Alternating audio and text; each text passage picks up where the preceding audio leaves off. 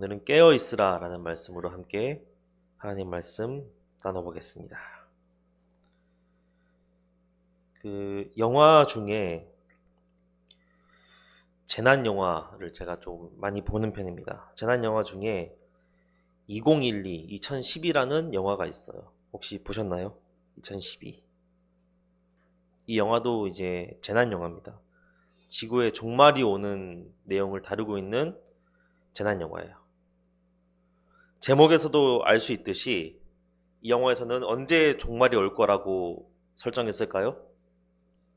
2012년에 종말이 온다는 그렇게 믿는 사람들이 있었어요. 그래서 그런 사람들의 믿음을 바탕으로 이야기가 각색된 영화가 바로 2010이라는 영화입니다. 사실 이 영화가 2009년에 나왔어요. 2009년에 나왔기 때문에 이때까지만 해도 실제로 2012년에 종말이 오는 거 아니냐, 이런 믿음을 가진 사람들이 굉장히 많이 있었습니다. 이렇게 믿는 이유가 사실 있었거든요. 뭐냐 하면, 또 아시는 분들은 아시겠지만 고대 문명 중인 마야 문명이라는 문명이 있습니다.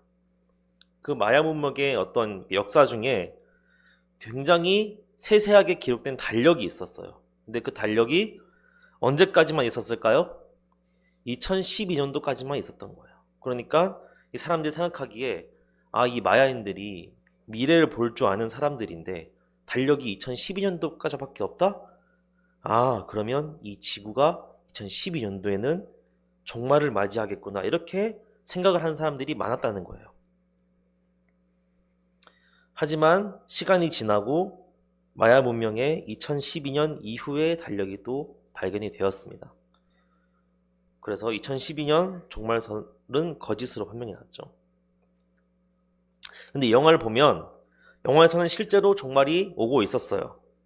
그리고 많은 과학자들과 어떤 이렇게 지질학자들이 이것을 예견을 했습니다. 2012년에는 지진이 나고 화산이 폭발하고 해일이 지구를 덮쳐서 종말이 오겠다. 이걸 깨닫게 된 거예요. 과학적으로. 영화상에서 그렇다는 거죠. 이 사실은 이제 각국 세계의 정상들에게 비밀리에 알려졌습니다. 왜냐하면 일반 국민들이 알면 얼마나 동요하겠어요.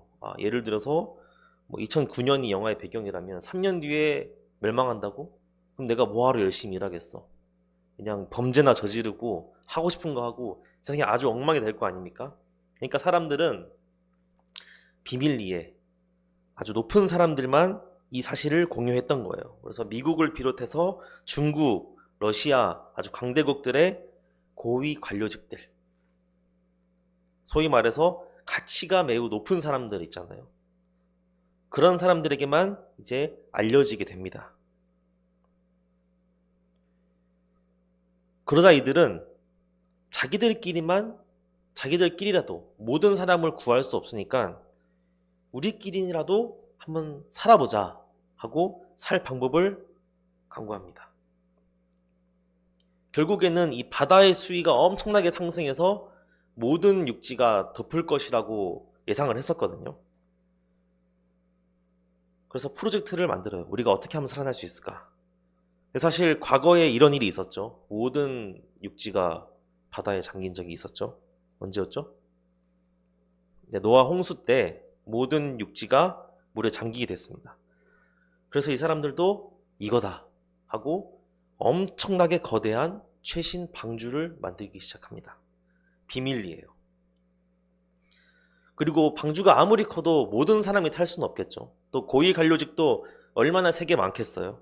그래서 티켓을 팔기 시작하는데 어마어마하게 비싼 값에 팔기 시작하는 거예요. 사람 한 명당 얼마, 이렇게.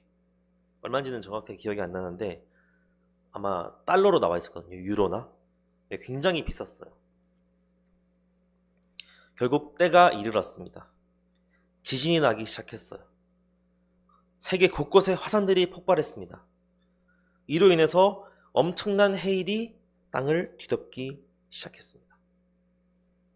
시민들은 아무것도 모르고 있었죠. 갑자기 죽음을 맞이하게 된 거예요. 순식간에 일상을 살아가다가. 하지만 이거를 미리 알고 준비했던, 그리고 빨리 오라고 해서 그 방주 안에 타고 있던 사람들만 이 재난으로부터 살아남게 되었다는 겁니다. 물론 이 영화의 교훈이 이건 아니지만, 이 영화를 통해서 우리가 확실하게 알 수 있는 사실이 무엇입니까? 모르고 대비하지 않으면 그 재난을 피할 수 없다는 것을 알 수 있겠죠. 그리고 알아야지 대비하지, 재난이 올 것을 알지조차 못한다면 대비할 생각조차 못한다는 것이죠. 그래서 실제로 여러분도 아시다시피 수많은 사람들이 언제 이 재난이 올지 모른다, 언제 태풍이 올지 모르고, 언제 지진이 날지 모르고, 언제 핵전쟁이 나서 이 땅이 황폐해질지 모른다, 이렇게 생각하고 재난에 대비를 하며 살아가는 사람들이 실제로 있습니다. 그 유튜브들을 보면 외국에서는 실제로 자기 집 밑에 엄청 튼튼한 지하실을 만드는 사람도 굉장히 많아요. 그래서 몇 년간은 밖에 나가지 않고도 먹고 살 수 있을 정도로 많은 식량을 구비하는 사람들도 굉장히 많습니다.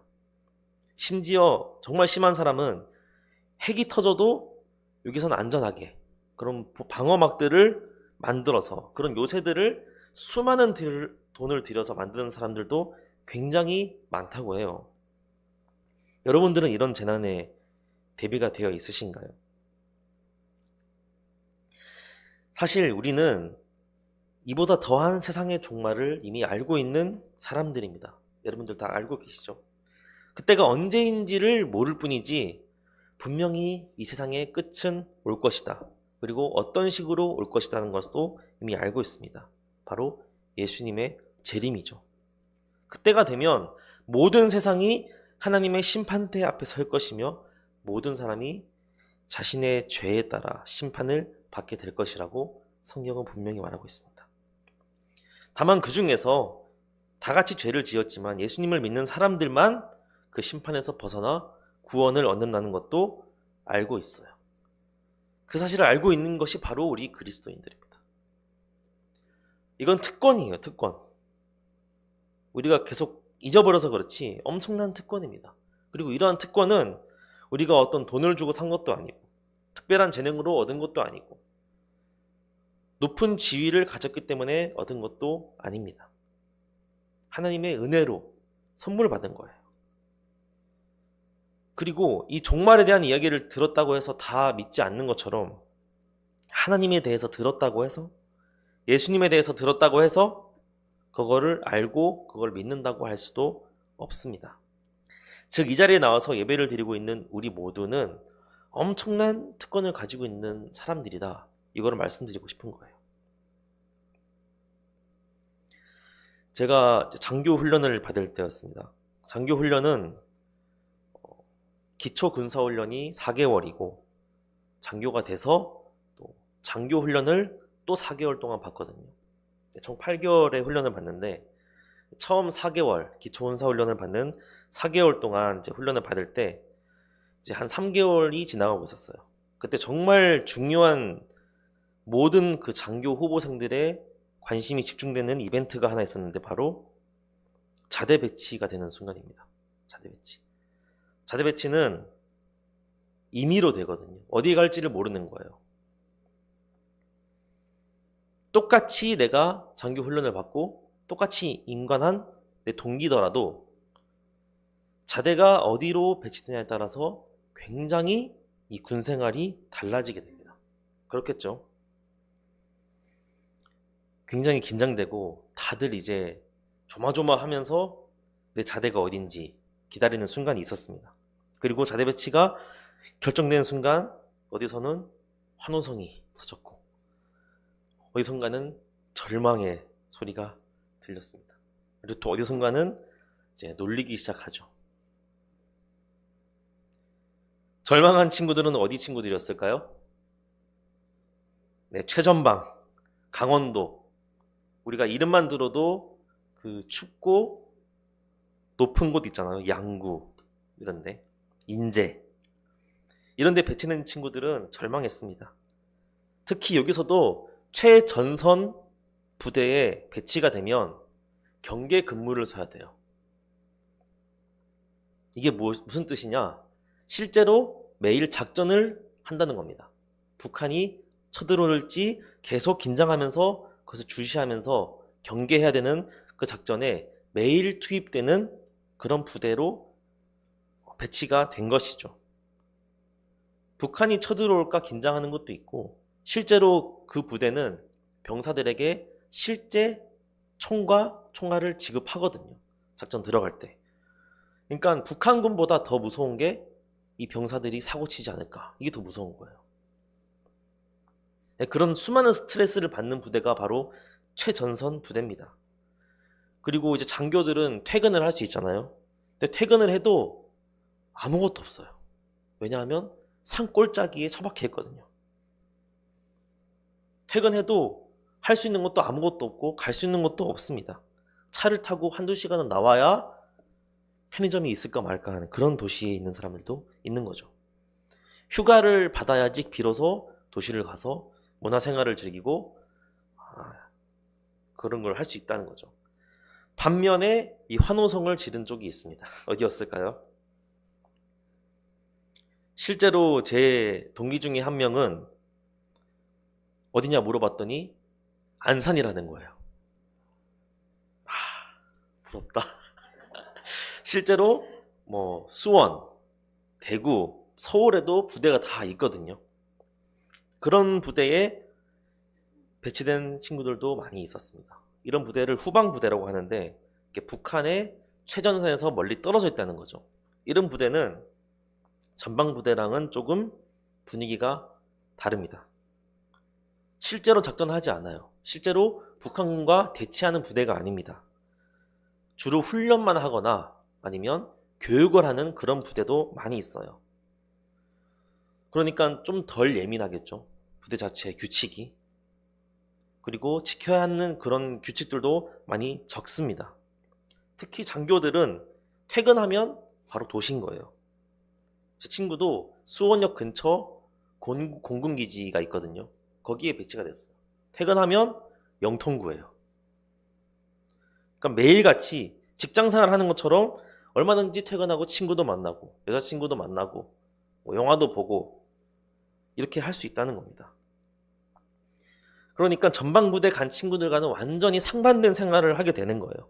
같은 장교로 들어왔고 같은 훈련을 받고 같은 사상을 가지고 똑같이 나라를 지키러 갔지만 어떤 사람들은 1년 365일 밤낮이 바뀌어가면서 고생하고 부대를 지키는 반면 이쪽은 뭐 어떤 친구들은 매일 술 마시고 퇴근하고 이런 친구들도 있다는 겁니다. 그리고 실제로도 만약에 전쟁이 난다고 생각해 보세요. 최전선에 있던 전쟁들은 목숨을 지키기 어려울 겁니다. 근데 후방부대는 보충을 하거나 지원을 하는 부대이거든요. 그렇기 때문에 전방에 있는 친구들보다는 이 목숨을 잃을 가능성이 좀 더 줄어들게 되는 것이죠. 이런 경우 굉장히 임의대로 배치가 되었지만 어떻게 배치가 되냐에 따라서 굉장히 삶이 달라지겠죠. 근데 우리 기독교인은 이렇게 후방 부대에 배치받는 것보다 더 큰 혜택을 받은 것이라고 말할 수 있습니다. 우리가 잊고 살아서 그렇지 얼마 되지 않는 특권층에 뽑히게 된 거예요. 2023년 한국선교연구원 통계에 따르면 전 세계의 이 개신교인의 비율이 단 6%에 불과하다고 합니다. 그 6%에 우리가 속하게 된 거예요. 하나님의 은혜로 말이죠. 근데 오늘 본문을 보시면 오늘 본문에 10처녀가 나옵니다. 신랑을 기다리고 있는 10처녀가 나와요. 이 처녀들도 사실 우리처럼 선택받은 사람들이었습니다. 이 10명 모두가 신랑이 밤중에 올 것을 알고 있었어요. 그래서 등을 들고 나가서 기다렸죠. 그날이 올 것을 알고 있었고 모두 그 혼인식에 초대를 받았다는 것을 의미합니다. 근데 우리가 본문에서 읽었던 것처럼 10명 모두가 들어가지는 못했어요. 그중 절반만 들어갈 수 있었습니다. 즉 우리가 초대받았다고 해서 안다고 해서 모두가 하나님 나라에 들어갈 수는 없다는 것을 뜻한다고 볼 수 있습니다. 그렇다면 이 10명의 여인들 중에서 슬기로운 5명, 그리고 미련한 5명, 가장 큰 차이가 뭐였죠? 바로 등과 함께 여분의 기름을 준비했냐 하지 않았냐, 이 차이가 가장 큰 차이였습니다. 여분의 기름을 준비하지 않은 미련한 5명의 여인들은 이렇게 생각했을 거예요. 설마 이 등에 있는 기름이 다 떨어질 때까지 안 오진 않겠지. 그전에는 오겠지. 설마 더 늦겠어? 신랑이 더 늦게 올지도 모른다. 이 생각을 아예 하지 못했어요. 그리고 신랑이 늦게 온 그것이 바로 이 슬기로운 여인과 미련한 여인을 가르는 결정적인 계기가 된 것입니다. 그렇다면 여기서 우리는 궁금해집니다. 과연 이 여분의 기름을 준비한다는 것이 뭘까? 우리가 신랑, 그러니까 예수님이죠. 예수님이 신랑이거든요. 신랑을 기다리는 신부로서 이 여분의 기름을 준비한다는 것은 과연 어떤 것일까? 말씀을 통해서 몇 가지 말씀드리겠습니다. 가장 먼저 오늘 본문 가장 마지막에 나와 있던 말씀이 바로 항상 깨어있으라 라는 말씀입니다. 예수님이 언제 오실지 모른다는 거예요. 성경에서도 하나님만 알고 계신다고 분명하게 말하고 있습니다. 이 마지막 날, 이것은 세상의 종말일 수도 있고 나의 종말일 수도 있습니다. 내가 살아있는 동안에는 예수님이 안 오실 수도 있어요. 그리고 우리의 생명이 언제 하나님이 걷어가실지도 아무도 모르는 겁니다. 이것은 오직 하나님께만 달린 것이기 때문에 그 누구도 내일까지 살아있을 것이라고 장담할 수가 없죠. 그렇기 때문에 항상 깨어 있어야 한다는 것입니다. 예수님의 재림이 언제일지 모르니 일단 오늘 내가 열심히 살아야겠다. 오늘이나 살아야지. 하나님 섬기는 것은 다음 주부터 좀 열심히 하자. 성경은 내년부터 좀 열심히 읽자. 내가 교회 봉사하고 구제하는 것은 좀 안정되고 내후년부터 정말 본격적으로 할게요, 하나님. 라고 생각하는 순간 예수님이 오신다면 우리는 얼마나 후회할까요? 그 날은 예기치 못한 순간에 찾아온다고 성경은 계속 말하고 있습니다. 올 것 같은데 했을 때 오는 것이 아니라 설마 지금 오겠어? 설마 이때 오겠어? 하는 순간 오신다는 거예요. 항상 깨어 있어야 합니다. 여러분, 그 119 구조대원들이 항상 소방서에서 출동을 준비하고 있다는 사실을 아실 겁니다. 유튜브에 굉장히 유명해진 영상이 하나 있는데 아마 보신 분도 계실 거예요. 이 소방서는 크로아티아에 있는 소방서입니다. 크로아티아. 이 출동하는 모습이 찍혀서 유튜브에 올라와서 굉장히 화제가 됐는데, 그때가 어떤 때였냐? 월드컵이 한창인 때였습니다. 그리고 정말 운이 좋게도 크로아티아가 8강까지 올라간 거예요. 그리고 이제 4강에 올라가는 경기에 승부차기를 하고 있었습니다. 그러니까 소방관들이 다 한 10명이서 TV 앞에 모여서 응원하고 있었어요. 이것만 이기면 우리 드디어 크로아티아가 4강에 올라간다. 모두 숨죽여서 시청하고 있었습니다. 근데 그 순간 어떻게 됐을까요? 출동하라는 알림이 울리게 된 거예요. 그 알림을 들은 소방대원들은 한 사람도 빠짐없이 단 한순간도 지체하지 않고 출동 준비를 하기 시작했습니다. 그 영상을 보시면 아실 텐데 단 한 명도 그 TV를 본 사람이 없었어요. 단 한 명도 TV를 곁눈질하면서 결과가 어떻게 되는지 궁금한 사람 없이 모두 출동 준비에 여념이 없었습니다. 얼마나 궁금했겠어요. 이 8강까지 올라오는데 얼마나 응원을 하고 이 4강을 가게 될지 말게 될지 정말 그 결정적인 순간이잖아요.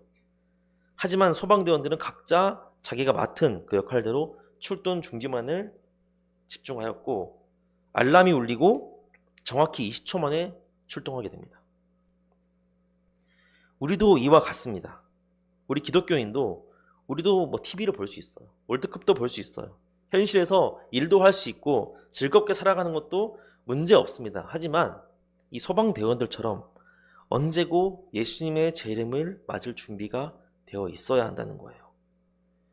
언제 예수님이 오셔도 놀라지 않고 예수님 오셨어요? 안 그래도 기다리고 있었습니다. 이렇게 반갑게 맞을 준비를 하고 있어야 한다는 겁니다. 그러면 과연 어떻게 하는 것이 이 예수님을 맞을 준비를 하고 있는 것일까? 어떻게 하는 것이 이 우리가 그리스도인으로서 항상 깨어서 예수님을 기다리는 삶을 사는 것일까? 사실 오늘 본문 다음 구절들에 이 내용이 등장하거든요. 이 열처녀 비유 다음에 나오는 내용이 바로 5달란트 비유입니다. 다들 아시죠? 예수님이 다시 오실 때는 우리에게 주신 그 달란트를 정산을 하시겠다는 거예요. 제가 달란트에 대해서 여러 번 말씀을 드렸었는데 우리가 받은 달란트가 있다면 그것은 하나님이 우리에게 그 달란트에 대해서 원하시는 것이 있다는 뜻입니다. 우리에게 어떤 것을 기대하고 계신다는 뜻이에요. 우리가 돈이 많다면 그 돈으로 하나님의 일을 하면서 불쌍한 사람을 도와주기를 원하신다는 것이고, 우리가 재능이 많다면 그 재능을 가지고, 그리고 우리가 다른 사람을 즐겁게 할 수 있는 능력이 있다면, 다른 사람들을 편안하게 해줄 수 있는 그런 능력이 있다면 그 능력을 가지고 다른 사람들을 도와주며 열매를 맺기를 하나님께서 원하시고 계신다는 겁니다. 만약 그런 달란트들을 가지고 있는데 아무것도 하지 않고 그냥 나만 잘 먹고 잘 살면 되지, 이것에 만족한다면 그 1달란트 받은 종처럼 그 받은 달란트를 그냥 땅속에 묻혀두고 있는 것이에요. 그럼 예수님이 오셨을 때 뭐라고 하실까요? 이 악하고 게으른 종아 하면서 쫓아내신다는 겁니다. 이 달란트 비유 이외에는 또 다른 이야기가 나오는데 마태복음 25장 31절부터 보면 이 심판의 날에 대해서 묘사하고 있어요. 세상 모든 사람들이 아까 말씀드린 대로 하나님의 심판대 앞에 서게 됩니다. 그리고 오른쪽, 왼쪽 분류를 하세요. 오른쪽이 하나님 나라에 입성할 백성들입니다. 그리고 하나님이 이 오른쪽에 있는 백성들에게 이렇게 말씀하십니다. 마태복음 25장 35절.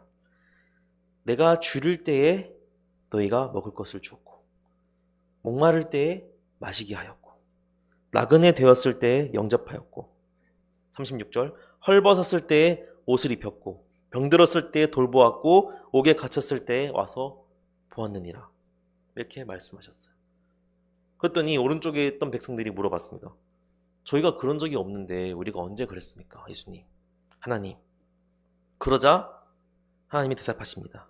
40절. 임금이 대답하여 이르시되 내가 진실로 너희에게 이르노니 너희가 여기 내 형제 중에 지극히 작은 자 하나에게 한 것이 곧 내게 한 것이니라 하시고. 여러분, 우리가 받은 달란트는 우리 스스로를 위한 것이 아니에요. 우리가 남들보다 많이 가지고 남들보다 많이 배우고 좋은 곳에서 배부르고 등 따시게 잘 수 있다는 것은 우리가 누굴 도울 수 있다는 겁니다. 이것은 이미 구원받은 우리만이 할 수 있는 특권이자 의무예요. 이렇게 하나님이 맡기신 달란트를 통해서 배고픈 사람에게 먹을 것을 제공하고 목마른 사람에게 마실 것을 주고 나그네들 영접하고 옷을 입혀주고 병든 자들을 돌봐주는 것이 바로 예수님의 재림을 기다리며 우리 그리스도인들이 이 세상에서 해야 할 일들이라는 것입니다. 이런 비슷한 내용들을 여러 번 말씀드렸는데 지난번부터 왜 자꾸 하나님께서 이런 말씀을 저에게 주시는지는 모르겠어요. 아마 저도 잘 못하고 있기 때문이겠죠. 저와 여러분 모두 우리가 이제는 예수님을 기다리는 그리스도인도 아닙니까? 예수님의 재림을 기다리는 하나님의 백성들이잖아요. 신랑을 기다리는 슬기로운 여인들처럼 우리가 받은 달란트, 우리는 모두가 달란트를 받았습니다. 알든 모르든 받았습니다.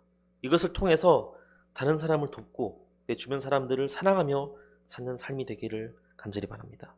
2024년을 마무리해가는 이 12월을 보내면서 우리가 지금까지 베풀어 주신 하나님의 은혜에 감사하고 앞으로 또 다가오는 해에는 우리가 이 받은 달란트를 더욱더 베풀며 하나님께 받은 은혜와 사랑을 넘치게 베푸는 저와 여러분 되시기를 간절히 바랍니다.